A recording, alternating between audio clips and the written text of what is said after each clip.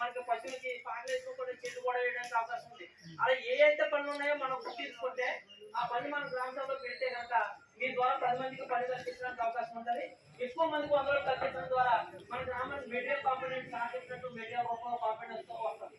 అంటే మన పంచాయతీ ఆఫీస్ ఉంది తర్వాత గ్రామ సచివాలయం కావాలనుకోండి, మనం ఉపాధి పనులు పనిచేసిన ద్వారానే మన మెటీరియల్ కాంపోనెంట్ వస్తాయి. దానివల్ల మనకు సచివాలయం బిల్డింగ్ ఈ సిసి రోడ్లు ఈవెంట్స్ కూడా నిర్మించడానికి అవకాశం వస్తుంది. కాబట్టి ఈ యొక్క పిఎన్జే బ్యాంక్ యొక్క ఉద్దేశం ఏంటంటే ఈ యొక్క పనులు అనేవి కూడా ప్రతి అన్ని పనులు కూడా గుర్తించే బాధ్యత మనది. పనుల గుర్తింపులో మన బాధ్యత ఉండాలి. పనుల గుర్తింపులో మన యొక్క భాగస్వామ్యం ఉండాలి.